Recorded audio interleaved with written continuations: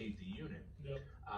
Only the internal drive shaft that is attached to the impeller or agitator, depending on what model, is going to be moving. So if you look in here, this is the bottom of the stator with the rotor off, and you can see that center spline shaft right there, which is hooked up to the center rotor. So this is where we're going to rotate one, in each direction to do that agitation. Now, when we do engage this clutch, that clutch has got a metal band around it. In this black area right here, this is the clutch coil. So we're going to energize this magnet, and we're going to bring this clutch in. And you can see there's like white teeth on here. Those white teeth are going to engage, with this portion of the rotor right here, where these teeth are on the outside. The clutch is attached to the external drive shaft right here, which is attached to the basket. We're going to spin it in one direction. And then, this is just kind of showing you that clutch engaging here. So we're going to energize that magnet. It's engaged. Now it's disengaged. We're going to energize it one more time so you can see it's just popping down. And it's only moving about a ½ inch at the most to engage, but that's enough so that we can lock in on these gears right here and get that thing to spin. Just here we're just, it might do that. Here we're going to just show you a cross section view of the clutch. So if you look at this pink area right here, this is this would represent the clutch disengaged from this rotor. Now, when the clutch magnet is engaged, that pink area is going to drop down, lock into the rotor, and then we can go ahead and spin that whole drive assembly. And just trying to give you some more visuals here. Here we're going to have a two-dimensional cutout view showing the wash impeller and gear case and clutch. So here we're just looking at the gear case. You can see that center shaft there, the green shaft. Right now the clutch is disengaged, and we're able to rotate that agitator back and forth, using the motor. So now, when we engage the clutch, we can now rotate that outer external shaft and the basket. So we drop that clutch down, lock into place, and now we can drive that motor, that stator motor, in one direction, and we can get the spin out of it. So, but that's kind of the layout of the gear case. It's a much more simpler gear case than if we got any folks out there that's been doing this for a while. The old Whirlpools with a wig-wag, which always sounded like a fake part to me. But the wig-wag and belt and all that. So this is a pretty solid or stable format here. So, Stupidest place to put the now, text. you can, as far as like looking up your parts and so forth, you can locate the model there under the lid, and the text sheet is going to be behind 10 through 12, which is to activate the spin speed. So we give you 3 different spin speeds you can activate: a low, a medium, and a high. But you'll see here, there's a little note in that chart saying, the lid must be locked. So you got to start off with 0, 0, 0. You hit the start button, you'll hear the lid lock up, and now you can turn on the drive motor for spin. If you want to check out those. And you can also turn on multiple components at the same time. So you can turn on the cold water, hot water, and so forth. So. Now, another key test you may like is test number 51. So test 51, this test is a great way to cycle through all the components and verify their operation. The chart on the right shows you in seconds how long each component is activated. This test takes approximately 3 to 4 minutes to run through each one of these 20 steps. But here you can see in the chart, it's going to tell you what you're going to see in your display, what's activated, and for how long, and how many seconds, So you can see, like, this first step, warm water fills through the detergent valve. So But anyway, it's just gonna sequence, step through everything. It fills up to a minimum amount of water. It will agitate, drain that water out, and spin, you know, so. This is a great cycle to run right after you get done with the repair, just to make sure, especially if it's like a water type repair, like a water pump, you just wanna fill it up, make sure that there's no leaks, drain it out, you know, get out the door there. Now, another key test to talk about here, or that you need to be aware of, is test 52, which is service calibration cycle right here. Now, this test must be run anytime you replace a component in the unit. This will calibrate the machine and make sure it, you know, it runs properly with that replaced part. Also, we have experienced times where the machine might be acting up, and simply running this test can clean up those issues. Think of it like your smartphone or your computer. Every once in a while, it locks up or it doesn't want to work properly. And this is kind of like that reboot, you know, where you power it off and reboot it. I was gonna say, I fixed a lot of stuff by just running the calibration, you know, it took care of goofy issues, you know. So, you know, there again, we do our $3 stands, get into diagnostics. Stuff like that right there. Now, if we press the number 3 keypad, you know, this will get us into the error codes. So it will display the most recent error code. If you Look at, he's even got a pad, he's got a pad underneath the barrel there. Yeah, in somebody's closet, how you gonna do that? Right. 2 screws to remove, and the 1 screw there at the top, you can just loosen up and slide. I drained it. You just loosen some. Depending on what the E error code is, we try to dissect it down to, is this a friction problem or is this an electrical problem? So like electrical problems are like the motor or the control board, those would be the F7, E2, and E6s there. So, but anyway, you know, once again, you're either gonna lay the unit down and, you know, if you do that, take the top. Oh yeah, just lay it down, Or that's you can all. lean it up against the, In that closet you're standing in there with the baskets and. No, you're Now, not. you would But he's standing up next to it. it. Your 5/16. Yeah, just lay it down. That must be Center nice. rotor bolt. Then you gotta rock that rotor back and forth until the rotor's been pulled away from the stator motor.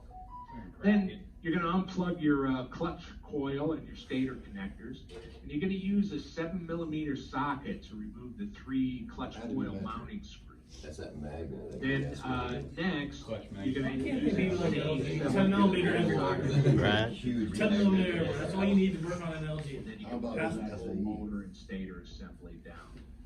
I Wow. will say this, these stator motors, It's made in America. they You have been figured tanks USA. for us. It's Very not made rarely in do I America, see it's them assembled go in bad. America. Pretty much the only time I've seen issues is when the customer's been in a Because if it was flood. made in America, we You wouldn't have a know, problem so finding they parts, get, would we? they get a good, Stator you gets know, with it. 6 inches to a foot of water. Well, it's laid down and elevated 5 feet. Winding.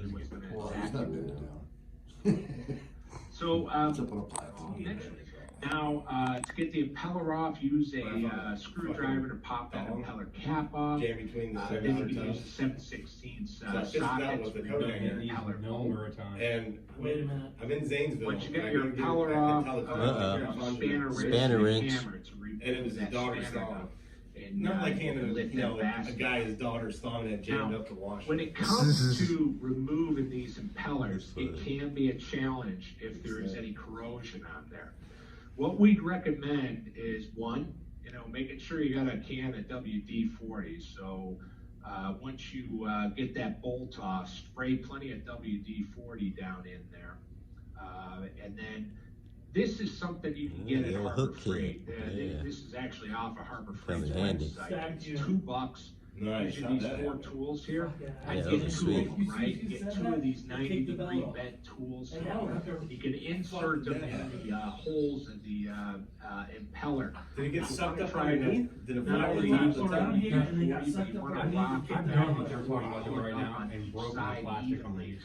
in order to get this impeller up, because it is a challenge if there is any kind It's of almost like corrosion a piece of If string you or can't get it something. up, Got unfortunately, it. you're That's all. gonna have to Work use it like a out. Dremel tool or something to cut this thing free. So you have to get your Dremel tool out and cut it Save through. the I usually customer beat 'em about with his mini 60, sled if 80 I have bucks, to. which is pretty much the going rate for these pellets, so. And color if I can't. Now, get it off. once we have the basket. He said get a Dremel out and cut it. Along with the stator, rotor, and clutch, I'll take, we I'll can take now just remove a the 2.5 drive pound, assembly. you know, Drive mini assembly at sledge, this just point, beat the once you shit got out the of 'em. basket on, I'll it's beat them pretty off if I simple. have to. You'll find like a That's you do. there, Gotta get that money. and use the. He is very- Yeah. And once you got. Are you recording this? I don't know why. I'm not gonna be doing it. He's gonna come back to this. I ain't doing it. I don't know why. So, and once we get it down here, you're gonna, if you go to replace it, you're gonna see a big like. You ain't donut Granny's back in seal Granny's on it. closet. The round circle over here, this is the magnet for the reed switch. So when the dispenser is Like a hard full, drive. the float, of course, rises up. As the float descends down, as we start using up that detergent, getting closer to that reed switch, this is how we tell the customer that the dispenser is almost empty. So, that's something that the app will let them know, hey, it's just about empty, time to get Works started. down Time to or park it it, has to be like a clear plastic. Another thing, actually, this feature here, the water faucet feature, we came out with about 4 or 5 years ago. So I seen one of this these. is a normally open switch. It's a momentary contact switch, so it's a logic switch. But you press it once and it will start to fill up. You press it a second time, it'll shut off. Now, if they leave it on, it will Activate. it will either shut off after 10 minutes, or if it reached the 10 minutes of running? whichever comes first. Won't that overfill? Now, they can The fill up water the sensor just said washer, it'll stop it. they can Whatever use comes it first. as like Not a as pre-soak. Yeah. But if Like they a do normal leave water the valve. lid open, and they filled up the washer all the way and left the lid One open, lady, she it'll loved it. drain She out had after hers, 10 she minutes. she If they washes close her that soap lid, prior I and believe then it's toss them all in right there around and an hour, all it'll pre-soak Hey, in there. whatever But if you think floats about your it, this boat. feature Where comes that in switch handy gets out for when it's stuck consumers open. that are, Or have if their you have laundry water up in a sensors closet, down, right? yeah. So second floor laundry room and a closet, which I know we all love, What's that? but, when it comes to service Physical techs, bar, but, silver. they don't have a sink, so, they got like a little built-in sink. Some of them are coming with these, if you look at the pick on the right, This place of a sink. detergent brush. So you can fill up detergent in there and do a pre-wash station. So when you press the button, it'll release a little bit of detergent. They can scrub those clothes. So that's another little feature that we You don't got. need a washing machine. I just wash them by hand with the washing machine. Talk about service diagnostics. Now, as far as tear down is concerned and getting to all your major components, it's all basically the same. So I'm kind of just giving you the highlight reel here. So, but we'll just talk a little bit about some of the technical stuff here. But the layout's just a little bit different. So to get into the service diagnostic mode, you're gonna do that same 3-button dance. So you can choose any 3 buttons and repeat 2 more times. So just, choose any 3 buttons and just do the 1, 2, 3 dance there, just like you seen 1, 2, 3 before. dance. Now, when you do that 3-button dance, you will see this area is for service technicians only come up on the display. And you can push the bulky items to exit, which is this button over here, or the normal button to enter. So once you press the normal button to enter, you'll use the towels and sanitary buttons. It's like a forward-backward button to choose what diagnostic mode you want. So you can get into, fault code history, service diagnostics, so whatever cycle you want to get into or test mode. Once you've got that up on your screen, you're going to use the normal button to enter it. So but basically, the 2 bottom buttons are your forward and back, your upper right's your enter, and your upper left is your cancel or backup button. But outside of that, it's got a lot of the same tests that we were covering earlier. But again, this is a new feature. It may take a little while for you to see it, but this is what's come, coming down the pipe. The other thing that's different about this model is all these VMAX 2 I just removed the it. lid stripe is a one-time use part. So this was engineering. What is it? This was engineering design for safety, I guess. So you'll not be able to remove this latch to operate the machine with the lid closed. So it's just a matter of sticking a screwdriver in here and doing a quarter turn, but it does break the locking tab. So that may be a part somewhere down the pike there that could be something that you'd want to have on your truck. So, and I think my producer just Why posted would that you in design it that way? the chat box there for it. So. That's it. Now, the lid switch on this one is laid out a little bit differently. So to remove the lid switch, first you're gonna remove the bezel. So you gotta flip the top up, same procedure for flipping up the top, but the bezel is locked in place on the lid switch as shown here. You can see those So you're breaking. gonna use a small screwdriver just to release these two clips, and then you can pop that bezel up, and out, and then you can, and then once you got the bezel off, you'll expose a little tab here, a locking tab. You just need to take a small That's lame. screwdriver, push down on it, and slide the lid switch over to the right, and we'll release that lid switch. So that's another difference compared to the older models that you guys are probably more used to seeing. The flipping the top up, it's a very similar procedure, but there again, using the That frosting butter knife? definitely works a lot better. It's got smoother edges to it, less likely to mess up anything. Cake knife. But another trick to this is if Paul's you reach up inside the tub, you can get to these clips. So now on the original models I was Butcher knife. showing you, you could do the same thing on some of the original models. But when they have Yeah. that slow close lid, the left clip, you can't get in there because the hinge was so We got bulky. GIFs. They kind of slimmed down on these new hinges now. These spring-loaded hinges. They're slimmed down a little bit, so you got plenty of room to kind of reach up inside in each corner and release it. And all you're doing is just from underneath here, you're just pressing in on that clip to release it. But that's another shortcut you can use as far as getting to that console. Still got to remove those same two screws on the towards the top back panel there. But once you remove those, you Like can the reach up GIFs. inside there and release it. So. Yeah, that's a good idea. Somebody posted up in chat. I just noticed credit card works good too. So.